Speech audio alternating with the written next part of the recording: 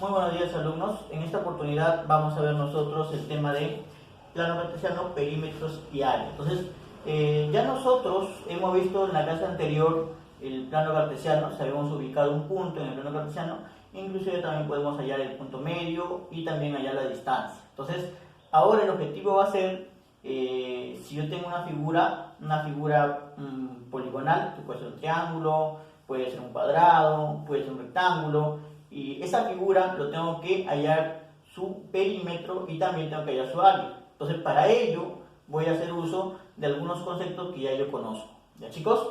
Bueno, veamos por acá. El perímetro hay que recordar que es el borde o contorno de la figura. Entonces, el perímetro es el borde o es el contorno también de una figura. También denominado así, contorno o borde de una figura poligonal, de la cual nosotros vamos a tener que hallar su perímetro, ¿no? Bueno, para poder hallar el perímetro, yo debo tener en cuenta lo siguiente, que la distancia es la fórmula con la cual yo voy a poder hallar el perímetro. Por ejemplo, si yo quisiera hallar el perímetro de esta pizarra, ¿no? Entonces, yo quiero hallar el perímetro de pizarra, entonces yo digo, este punto de aquí con este punto de aquí se encuentran distanciados una cierta cantidad, ¿no? Entonces, para poder hallar el perímetro, yo necesito la distancia de aquí, la distancia de aquí, la distancia de abajo y la distancia de acá, ¿no? Entonces, yo necesito esas distancias. Si es una figura equilátera, que quiere decir que tiene lados iguales, entonces, con que hay una distancia, lo multiplico por la cantidad de lados y ya tengo el perímetro. Pero si no lo es una figura poligonal que no es equilátera, que puede tener varios lados diferentes, entonces tendría que hallar la distancia de este lado, más la distancia de otro lado, más la distancia del otro lado, ¿no? De esa manera, ¿ya? Entonces, para poder hallar yo la distancia de una figura poligonal, lo que yo voy a hacer uso es de esta fórmula, ¿no? Distancia, raíz cuadrada de x1 menos x2 al cuadrado más y1 menos y2 al cuadrado. Justamente esta distancia, justamente esta fórmula es la fórmula de la distancia, ¿no? De entre dos puntos. Entonces, una vez que yo he hallado la distancia entre este punto y este punto de aquí, entonces recién yo podría hallar el perímetro de toda la figura, ¿no? Cuando yo halle la distancia de cada punto, ¿no? De este punto a ese punto, de ese punto a ese punto de abajo. Entonces, de esa manera yo voy a hallar la distancia de una figura poligonal. ¿Ya, chicos? Eso viene a ser el perímetro. Eso viene a ser el perímetro, ¿no? En algunos casos tal vez coincidan con el eje de coordenada. Entonces, ahí sí va a ser más fácil. Pero cuando no coincida, como por ejemplo aquí, estamos viendo que hay una diagonal, entonces no va a coincidir. Entonces, aquí tengo que hallar la distancia, ¿no? La distancia de aquí, la distancia de aquí, la distancia de aquí. Entonces, para poder yo hallar el perímetro de esa figura. ¿Ya, chicos? Eso es lo que vamos a utilizar en la parte del plano cartesiano. Ahora, el área viene a ser la extensión de una figura, la extensión de una región poligonal. Entonces, todo lo que se encuentra dentro de ese contorno, dentro de ese borde, todo lo que se encuentra dentro, viene a ser el área, ¿no? Bueno, yo quiero hallar el área de esta pizarra, entonces, tiene que ser todo lo que está dentro.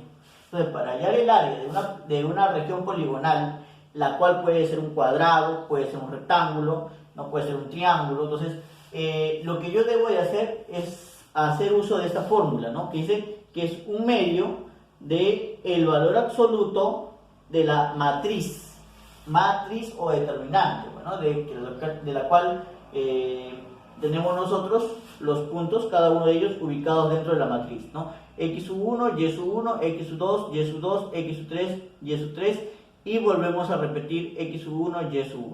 Bueno, voy a explicarle un poco sobre esta parte de aquí. Miren, chicos, cuando nosotros hacemos el determinante de unos puntos coordenados, lo que yo debo de hacer ahí, tener en cuenta es lo siguiente, ¿no?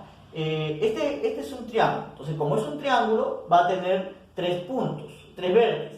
Entonces, ahí se encuentran los tres vértices, x1, x2, x3. Ahí están los tres vértices. Entonces, voy a repetir el primero, ¿ya? Este es en el caso de un triángulo. Si yo tuviera un cuadrado, tendría x1, x2, x3, x4. Y repetiría el primero, x1. De esa manera. Siempre se va a repetir el primero. ¿Ya, chicos? Eso hay que tener en cuenta. Al momento de hacer la determinante, eso hay que tener en cuenta.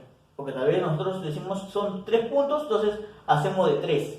No, tiene que hacerse de 3 más el primero, repetir el primero.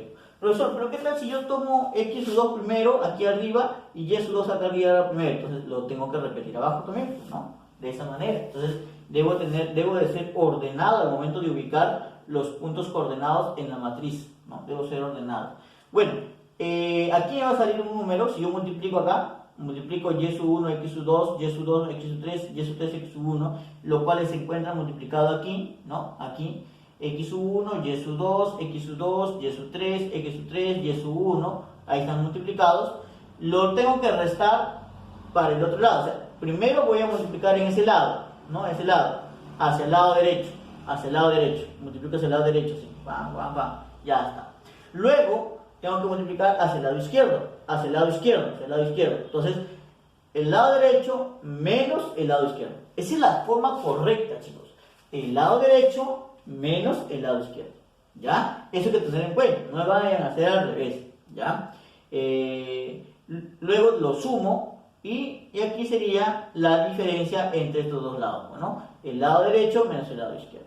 Una vez hecho eso, me va a salir un valor. Que lo posible es que ese valor sea un valor negativo, ¿no? Puede ser menos 35, menos 40, menos 53, menos 185. Entonces, puede que salga negativo ese valor. Para ello, tú tienes aquí un valor absoluto.